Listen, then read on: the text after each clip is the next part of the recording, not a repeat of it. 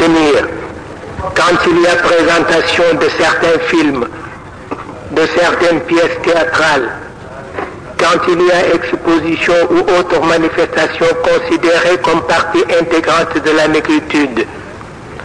S'agit-il d'un complexe, comme l'a toujours signalé un cousin? À quoi j'ai souvent répondu, n'est-il pas préférable d'être un complexé qui refuse l'absurde que d'être un homme sûr de lui-même mais qui parfois s'aliène aux inconvenances? Cela tient à ce qu'on appelle le sommeil de lézard. Celui-ci, une fois les yeux fermés, croit que le monde entier se trouve dans l'impossibilité d'y voir clair. C'est plus que de l'égoïsme, c'est de la pure duplicité. J'ai eu souvent l'occasion d'écouter et de lire le président Senghor. Et j'ai le sentiment que, pour lui, la notion de recherche doit obligatoirement conduire à des remèdes et non à un mimétisme. Mon père me disait un jour que la conquête finale d'un sommet quelconque, cela provoque chez l'individu deux réactions différentes. Celle de résister encore à l'assaut des vertiges qui inévitablement en résulterait, et celle de vouloir monter toujours plus haut. Cette situation ne peut être évitée que grâce à la sagesse de redescendre un peu. C'est là le sens que Senghor donne à ce petit recul où bon nombre des évolutionnistes voient un signe de régression. Il s'agit d'effectuer un pèlerinage aux mêmes endroits où la complicité des dieux et des ancêtres fait l'objet d'une commune bénédiction. Senghor refuse et a toujours refusé de concevoir un divorce entre la négritude et les exigences de la culture universelle. Son fameux principe d'enracinement n'a d'autre source que cela. Pour ceux qui ne comprennent pas, l'enracinement reste une attitude définitive à laquelle on s'accroche en écartant ainsi toute autre volonté de recherche, volonté sans laquelle il n'y a ni découverte ni progrès. Nous l'admettons bien sûr. Entre l'enracinement et l'élan moderniste des sociétés présentes, il y a un passage difficile, un passage où l'âme se voit souvent bafouée, où le cœur se sent martyrisé et où l'élément biologique apparaît comme une carcasse bourrée de 1000 corps sans anticorps. Mais notre Premier ministre me dit que pour éviter de tomber dans un labyrinthe, mieux vaut ne pas toujours accorder la priorité à la lettre. Je suis entièrement d'accord sur cette réflexion. En effet, l'esprit assisté dans ces tourments peut aller plus vite et plus loin que la matière. Mais les malheurs, et qu'il ne dispose pas encore des moyens d'expression adéquats à l'édition de ces découvertes. C'est peut-être là une grâce qui le met à l'abri des curiosités malsaines, car il y a des découvertes qui résisteraient mal à la cruauté et aux manières fantaisistes de ceux qui se disent chercheurs, alors qu'à vrai dire, ils ne sont que des comploteurs. Jean-Jacques Rousseau est de cet avis.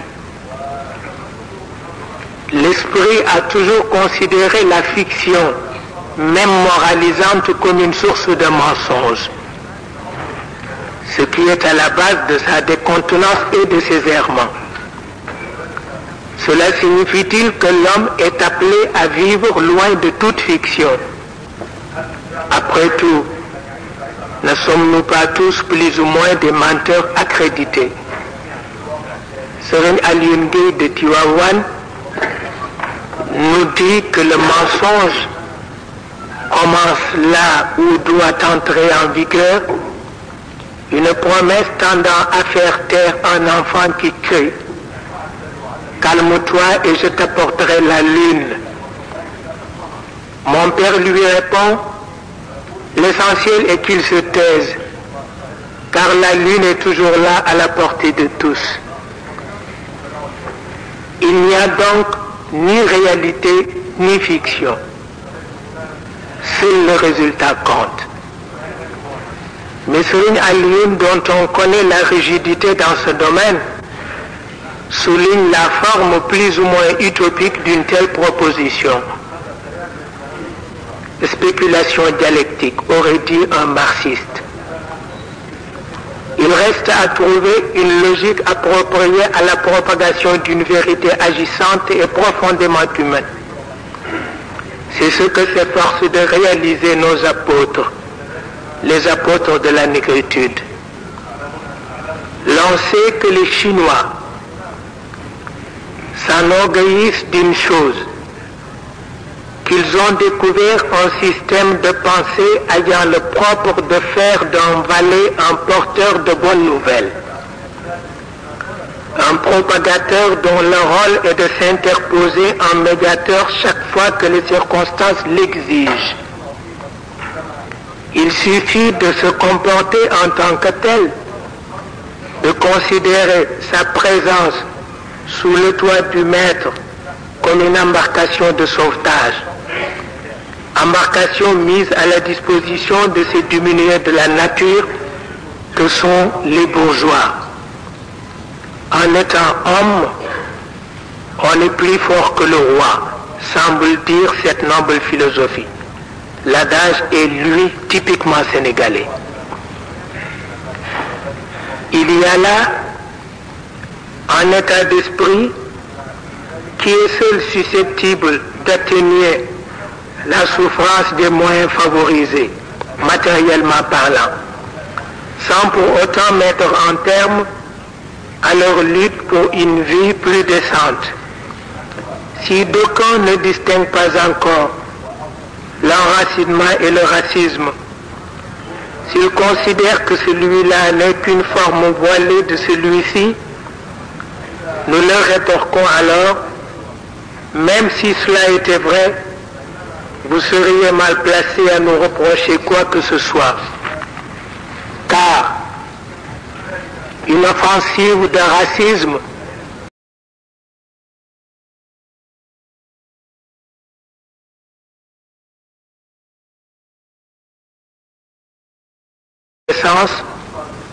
envers les géants de l'univers. Mais je crois que nos dirigeants, pris dans le vif de ce vaste sujet, ne peuvent faire autre chose que d'improviser. Avec l'organisation de l'unité africaine et les autres mouvements inter-États, ils arriveront, nous en sommes sûrs, à poser objectivement les problèmes qui secouent notre continent. Un problème posé sans prétention est à moitié résolu. Reste à déterminer l'attitude des chroniqueurs, plus exactement des griots et des historiens. Des notions psychosociologiques nous paraissent aujourd'hui comme plus que jamais nécessaires pour retracer avec précision le portrait d'un personnage historique. L'histoire a ceci de commun avec la nature qu'elle ne cède pas toujours à la contrainte et au chantage. Mais si la nature, installée confortablement dans sa souveraineté, peut se passer de l'opinion des hommes, l'histoire, elle, même dans ses aventures les plus héroïques et dans ses tâtonnements les plus téméraires, se réfère toujours à la conscience humaine. Ce qu'elle demande à ses chroniqueurs, c'est de ne pas obliger la progéniture à s'incliner devant le masque d'un fou. Haj Malik Sy l'a dit, vous parlez des gens dont les abats se consument encore sur les brasiers de l'enfer. Et cela, sans oublier de tenir compte de ceci, que l'esprit humain ne dépasse pas encore les limites propres à sa dimension. Physiquement et même intellectuellement, l'homme, en tant que citoyen universel et par la force des choses, voué à l'usure et même à l'anéantissement. D'autant que le rendement d'un cerveau dépend uniquement des préoccupations de la société à laquelle il appartient et dont il est l'élément pensant. Le cerveau d'un négro-africain se sent comme écrasé entre les tenants de sa nouvelle condition. Nostalgie d'un passé qui ne se renouvelle jamais. Aversion déclarée contre les puissances dominatrices qui, avec un cynisme monstrueux, disposent de son présent. Terrible obsession face à cette éventualité qu'est la reconquête de sa dignité perdue. Et ensuite, un chef religieux du Sénégal, un grand musulman, m'a interrogé sur la nature de participation de l'islam sénégalais à l'organisation d'un festival, du Festival des Arts Nègres par exemple. Alors je lui ai répondu, les musulmans sénégalais ne sont pas seulement des musulmans, ils sont aussi les citoyens d'une république, les militants d'un parti, ils sont aussi des nègres. Et ce que l'islam exige d'eux, c'est d'être à la fois de très bons nègres, de très bons citoyens et d'excellents militants. On le sait, la religion continue de susciter des passions. Cette forme d'aliénation, disent les contestataires, une force de soumission, rétorquent les Écritures. C'est la même chose. Pour un révolté, c'est une forme d'aliénation. Pour un sage, c'est une force de soumission. Et l'homme est là entre Dieu et les systèmes sociaux. Et pourtant, sa tâche primordiale reste d'être agréable à Dieu, ce qui n'a rien à voir avec les systèmes sociaux, consacrés ou non, et dont la finalité est d'humaniser, de dynamiser l'existence d'une espèce qui se veut noble et réaliste. Une conception moins primitive parce que plus proche des lois de la logique discursive. Il s'agit, en parlant de système, d'un domaine tangiblement explorable où l'homme se sent chez lui avec son orgueil, avec ses caprices. Mais la religion, en tant que domaine réservé, rend l'homme à la fois confiant et hésitant, avec un vocabulaire qui tient l'âme en perpétuelle tension. Il n'y a que les cancres qui y réussissent, c'est-à-dire les bêtes de la divinité.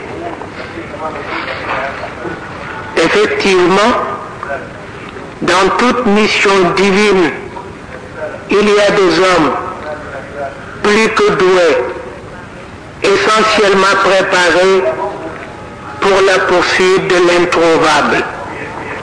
Il s'appelle Abraham ou Moïse, cela nous est éperdument égal. Les réalités sont là. Il ne suffit pas d'être grand prédicateur pour en appliquer les principes. Il faut être comme Dieu, sage et créateur, à tous les niveaux, pour en savoir davantage. Sayyidina Muhammad l'a dit, mon Dieu fait que je sois gardien d'un savoir agissant et ininterrompu. Il s'agit là, comme l'a souligné Cheikh Ahmed Tijani, de conquérir la gloire par la haute culture, ce à quoi la mort ne saurait mettre en terme. Cheikh Ahmed l'a dit encore, en méditant sur cette invocation du prophète, j'ai horreur des imitateurs. Et il poursuit en citant un de ses prédécesseurs. Si la poitrine se rétrécit, la langue s'amplifie. Là où l'éloquence n'est qu'un simple ornement, où l'efficacité fait figure de nature morte.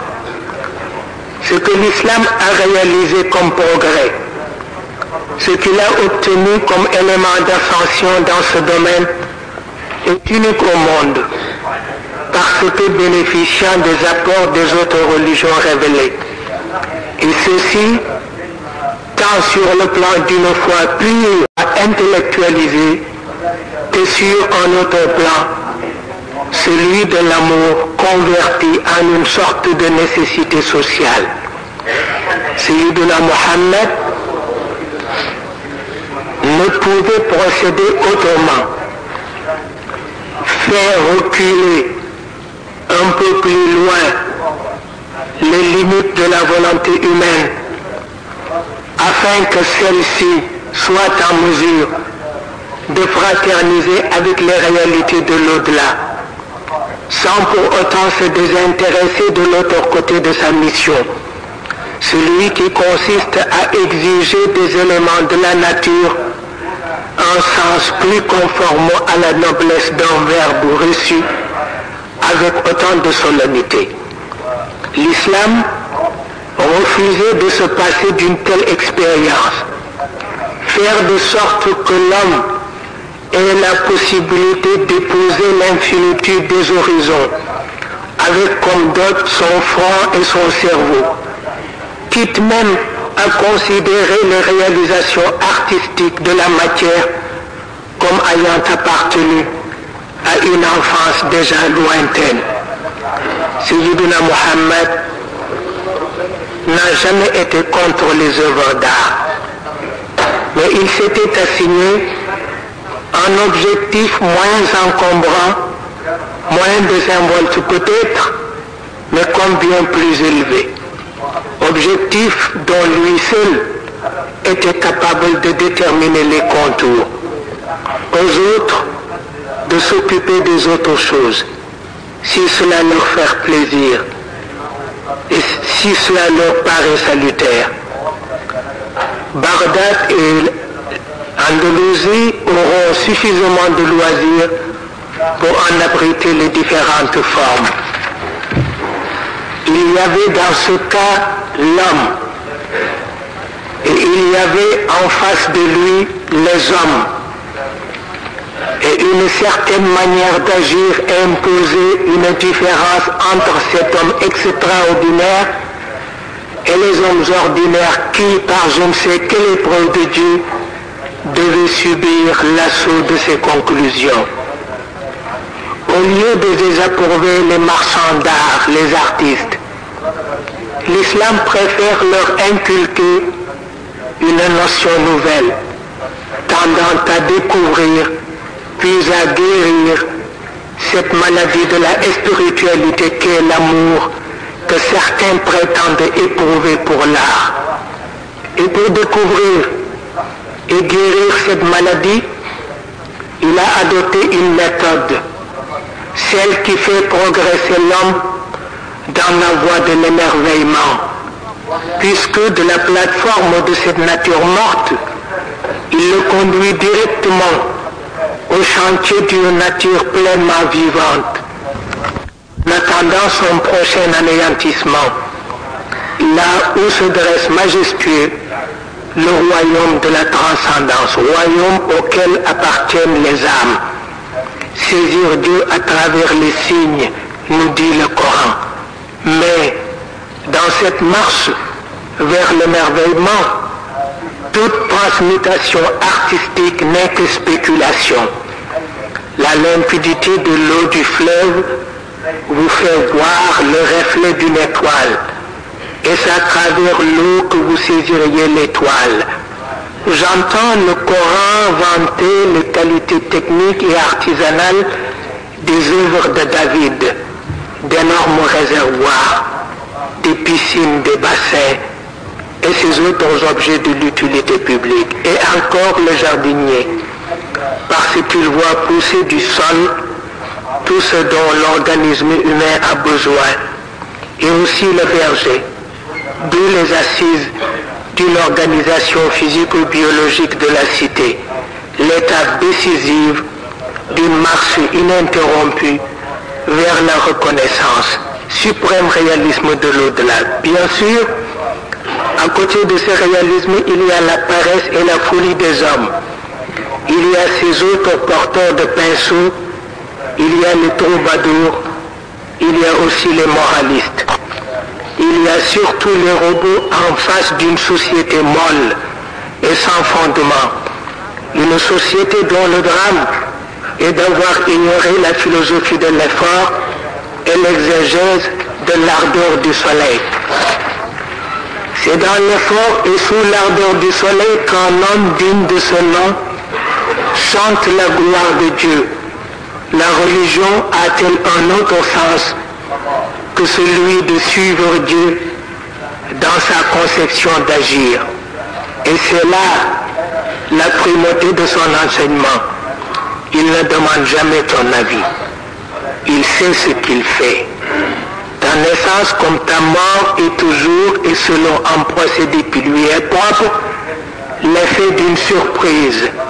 Celui qui ne demande l'avis de personne doit être considéré comme prioritaire en matière de juridiction. Veux-tu manger, boire, te soigner, t'instruire, faire ton devoir vis-à-vis de Dieu et de ton prochain, en un mot, communier avec le surnaturel en passant par le naturel. C'est là toute la sagesse de cet enseignement hors série.